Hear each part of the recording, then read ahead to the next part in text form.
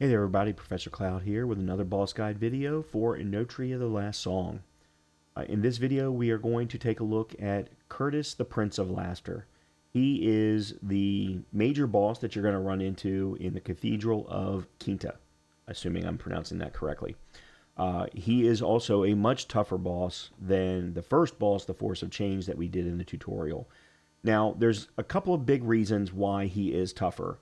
One, he's just going to be tougher. I mean, every Souls-like game is going to have the second boss be considerably tougher than the first. But what makes Curtis actually so tough is the arena that you fight him in.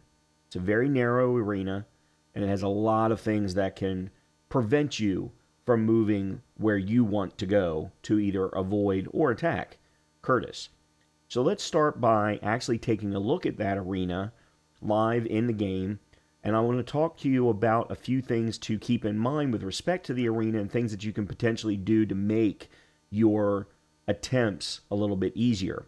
Then, like we've done in previous videos, we will break down the movesets of Curtis, slow them to half time, so that you can get an understanding of what's coming at you before we actually take a look at a complete run. Okay, here is the cathedral that you're going to fight Curtis in. Now, I'm not going to tell you how to get here. That's going to be up to you. This is just focusing on the boss guide for Curtis. In addition, I'm not going to tell you what build to use. Everyone has different play styles. I have a different play style than you. I happen to be using one of the very early masks, more of a battle mage style, but maybe that's not your play style. In any case, this is a cathedral, and it is very narrow. It looks wide, but it's not. Cedric is going to be coming from up here. He's going to be actually, when you first open the doors, he's going to be standing right here. And as soon as you open the door, he's going to come down and stand right about here. Now, he will not move until you make it to at least this pew. Then he'll start coming for you with his first move. And we'll show that to you in a little bit. Now, my recommendation to you is, number one, let's stay inside the pillars. Because the minute you get outside the pillars, you bring corners, you bring the pews, you bring whatever this thing is here, you bring all of that into play as you're rolling around or jumping. Number two is, because he doesn't move until you get to this second pew, I highly recommend that you roll through all of these pews, and as soon as you roll through this last one, he'll come down. At which point you can start the attack, or start the fight. He'll probably start with a combo. We'll take a look at that combo in a little bit. But if you stay inside of the pillars, you'll know exactly where it is that you need to move. The last thing to mention is, because this is such a narrow arena, and it's going to be hard to get away from him when you need to heal, or when you need to set up a particular attack, especially if you have any kind of a lunge attack or range attack like I do, then you're going to want to make sure to learn how to both lock and unlock off of Curtis. So that if, for example, you're down at this end, you want to unlock, roll, and then run as fast as you can down to here, do your heal or double heal, whatever you need to do, then lock back on so that you can do a lunge attack, a big swing, or a ranged attack. That'll help you out tremendously in dealing with Curtis, because he can cover gaps very quickly. Okay, let's go ahead and start taking a look at his moveset and slowing them down for you to get a better understanding of what they look like. Okay, Curtis is going to open up with 2 quick slams to get rid of the podium that's in front of him, make it easier to get to you. Curtis's most common moveset is a triple, usually with 2 swipes to start, and then either a lunge, or in this case, a slam to finish. Just like in the previous moveset, Curtis is going to do a triple swipe this time, so he has every combination available to him. Another very common moveset that you'll see all the way through the fight, both phases 1 and 2, is the slam first, swipe second. Once you get Curtis's health down to about 2/3 or 50%, he will do a triple swipe, but then wrap it up with a Viz Slam, and that lets you know that he is absolutely in Phase 2. Curtis only uses his Viz in Phase 2. Not nearly as powerful and exciting, Curtis does have a single swipe.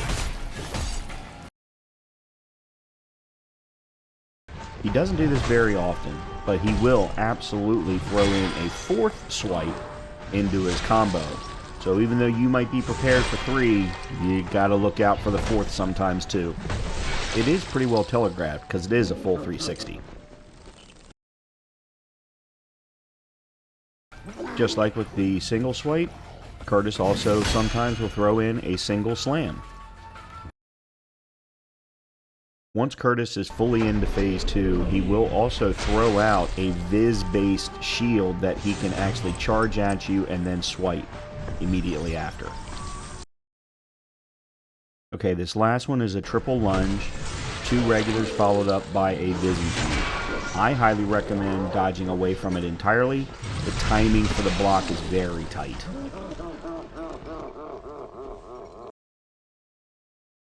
Okay, let's take a look at the full fight at full speed and see if you can pick up on the movesets that I just described for you.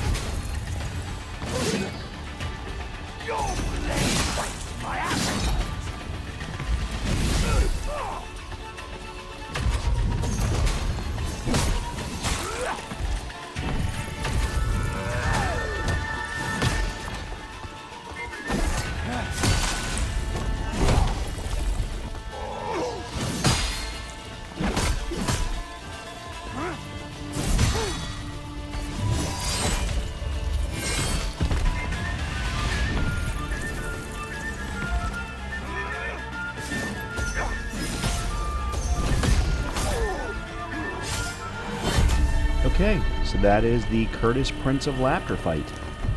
He was pretty difficult, but primarily because of the Cathedral Arena. I think he would have been a lot easier if it had been a more open arena. That being said, it's a very cool fight. He's got a lot of very cool moves. With that, I hope that you enjoyed this video. I hope you learned something from it, got some value from it. If you did, please make sure to hit that like, subscribe, and comment button. And hopefully I will see you for a future Boss Guide video. Talk to you soon.